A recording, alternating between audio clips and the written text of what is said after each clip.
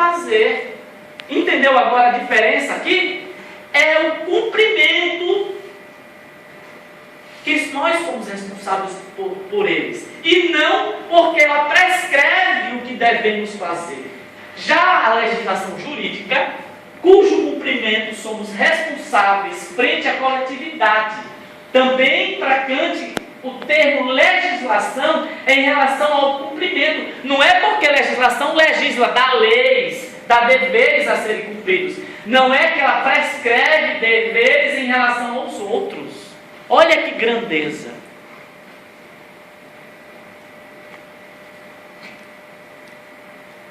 Então, um dos conceitos criados para entender o direito é justamente a relação de um ser com outro ser, uma pessoa com outra pessoa. Então, Kant diz que a relação ela é jurídica quando é uma relação de limitação recíproca da liberdade externa. Vocês entenderam quando eu falei do conceito de liberdade interna e de liberdade externa. Na relação jurídica, que é da legalidade externa, obviamente, então a minha liberdade externa, tá certo? Ela é limitada pela liberdade externa do outro. É uma relação de direito, dever entre seres humanos apenas. Não pode ser entre coisas, não pode ser entre Deus, entre nada. É só entre seres humanos para Kant.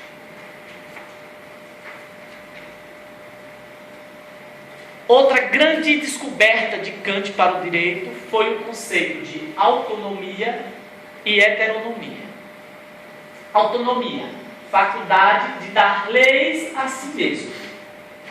Se eu tenho essa faculdade de dar leis a mim mesmo, e essas leis são leis da liberdade e são leis morais, eu imagino que elas provêm, deduzo, da razão. A autonomia demonstra que o homem tem a capacidade de ser dono de si, livre de toda dependência diferente da razão. Dessa forma, ser moral é ser autônomo, ou seja, para uma ação revestir-se de valor moral, precisa ser racionalmente determinada. E heteronomia, ora, se a autonomia é eu dar leis racionais para mim mesmos, a heteronomia é que essas leis sejam dadas externamente, né? É a legalidade, praticamente a legalidade externa, se você analisarmos. Então, quando a vontade busca a lei que deve determiná-la, num lugar diferente de onde está acostumada segundo as suas máximas, esse lugar que está acostumada é a razão. Quando ela vai buscar em um lugar sem ser a razão, então nós vamos ter o quê? Uma heteronomia. De onde ela está acostumada, segundo as suas máximas, a instituir uma legislação universal, quando, consequentemente, superando a si mesma, busca esta lei na qualidade de alguns dos seus objetos, resulta sempre de tudo isso uma heteronomia. A vontade não dá, então, a lei para si mesma. É o objeto, ao contrário, que ele dá, por efeito das suas relações com ela.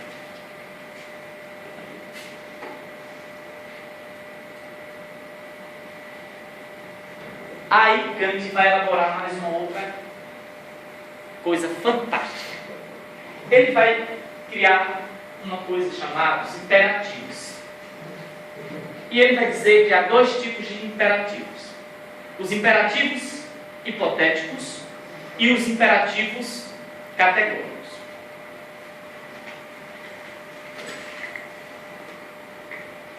O imperativo categórico, ele vai estar relacionado com a própria ação moral. Ou seja, ele vai prescrever uma ação boa em si mesma.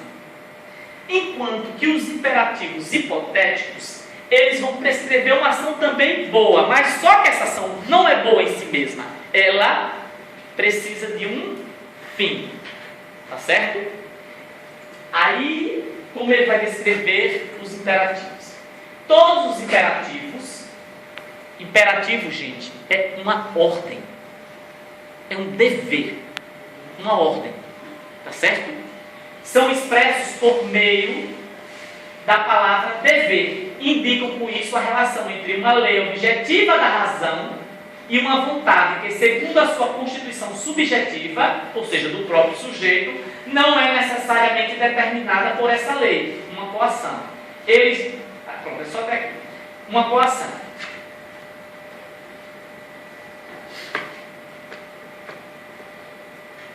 O imperativo categórico, como eu expliquei, as ações morais, elas não podem estar relacionadas com coação.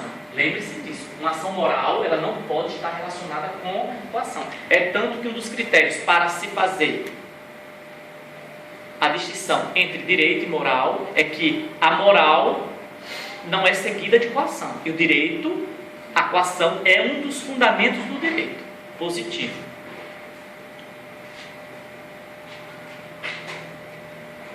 Os imperativos são somente fórmulas que expressam a relação entre leis objetivas do querer em geral e a imperfeição subjetiva da vontade deste ou daquele ser racional, por exemplo, da vontade humana. Então vamos lá, só para fixar. Imperativo categórico prescreve uma ação boa por si mesma. Você não deve mentir. Para Kant, mentir não tem justificativa moral. Mesmo, por exemplo, se chegar, você está em casa, corre um amigo seu, bate na porta, eita, deixa eu entrar. Aí você permite a entrada dele. Depois chega um assassino dizendo que quer matar esse seu amigo e pergunta se você está em casa. Para Kant, você tem que dizer que está. Para que seja uma ação moral válida em si mesma, tá certo? Ela não pode ter finalidades. Então, mentir para Kant não é uma ação moral.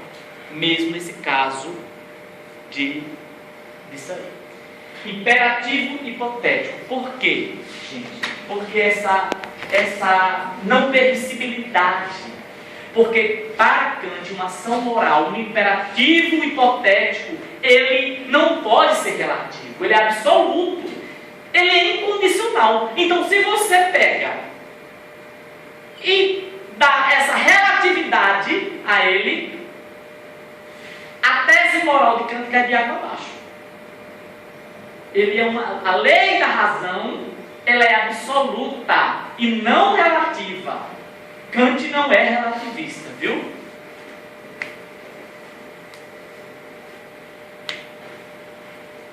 Imperativo hipotético prescreve uma ação boa para alcançar certo fim. Se você quer evitar ser condenado por falsidade, não deve mentir.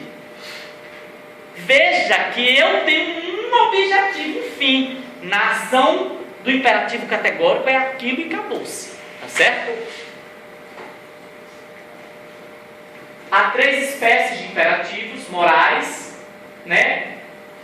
Técnicos ou de habilidades pragmáticos ou de prudência. Na verdade, há 2 espécies, o categórico e o hipotético. Só que o hipotético, o categórico seriam os imperativos morais e os hipotéticos eles dividem em técnicos de habilidade ou pragmáticos de prudência, que não vamos imergir muito nisso aqui não.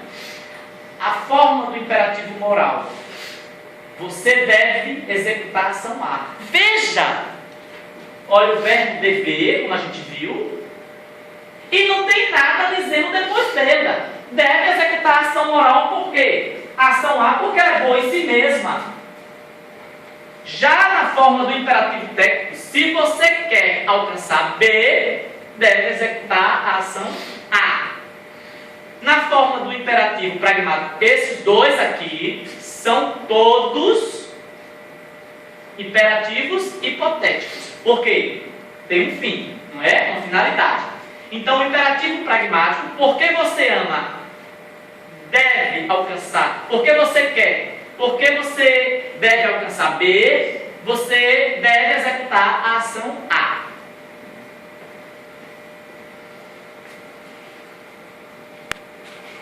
Onde quer que um objeto da vontade tem de ser posto como fundamento para prescrever a essa vontade a regra que a determina, esta regra não é heterogênea.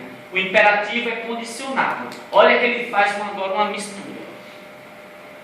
Se o imperativo é condicionado, ou seja, tem uma condição para se fazer, eu já posso dizer também que ele é heterônimo. Ou seja, então que as leis jurídicas elas são heterônomas, ao contrário da lei moral. Então o direito ele é heterônimo e a moral ela é autônoma, tá certo? Porque no direito você tem uma condição, se você não fizer isso você vai ser punido. A moral não, você deve fazer isso porque isso é o certo. A saber, se ou porque se quer este objeto, tens que proceder deste daquele modo. Não pode, portanto, mandar nunca moralmente, quer dizer, categoricamente.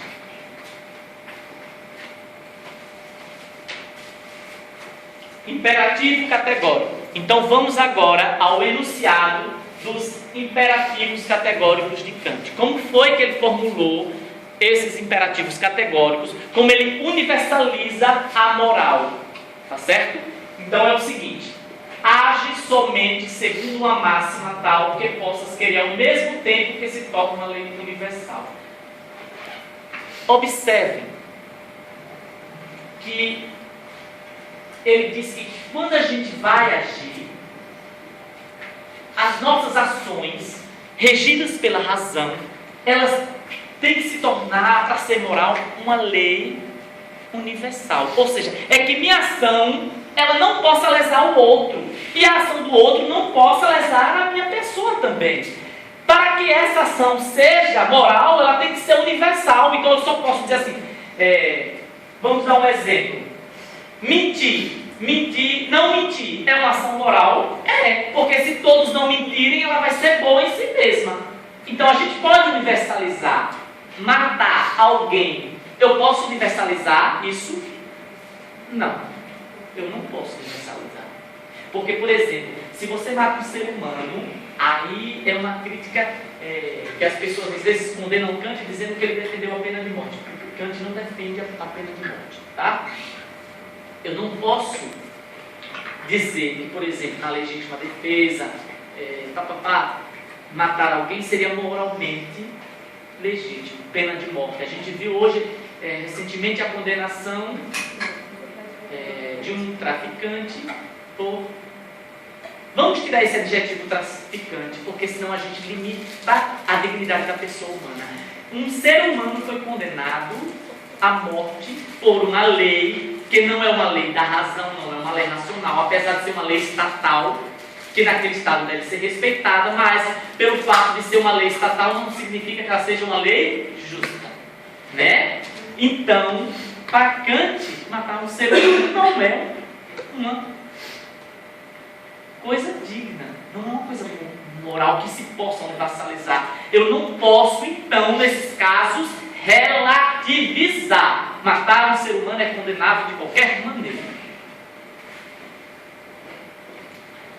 Age como se a máxima da tua ação devesse tornar-se, por tua vontade, lei universal da natureza.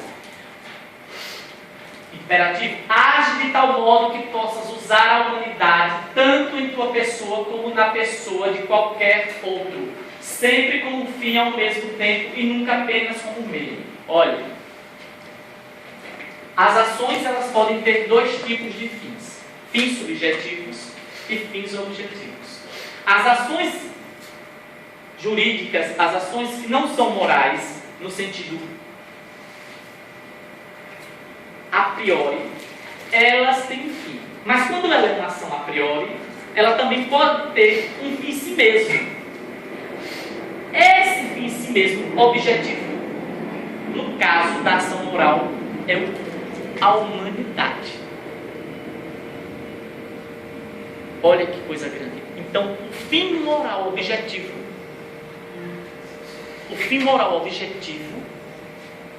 kantiano é a humanidade. Por isso que as constituições atuais, elas quase todas pregam respeito à dignidade humana. Tá? O homem deve ser tratado como um fim em si mesmo. Eu jamais posso usar o homem como meio. Se eu uso o homem como meio, eu estou lesando o cerne da sua dignidade. As coisas, elas têm valor material. O ser humano não tem valor, porque ele tem dignidade. Então, se eu chego e estou precisando de dinheiro, mas sei que não vou pagar, e peço dinheiro emprestado a uma pessoa, sei que ela é bondosa, papapá, eu estou usando aquela pessoa como meio para conseguir o que eu quero. Então, te condeno. Porque o ser humano, ele tem que ser tratado como um fim em si mesmo.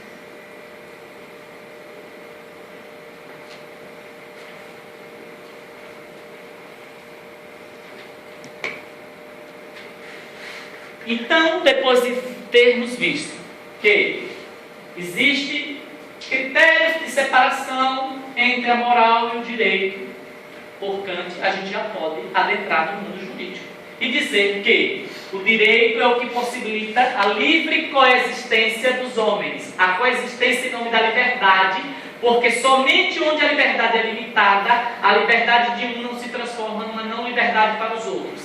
E cada um pode usufruir da liberdade que lhe é concedida pelo direito de todos os outros de usufruir de uma liberdade igual a dele.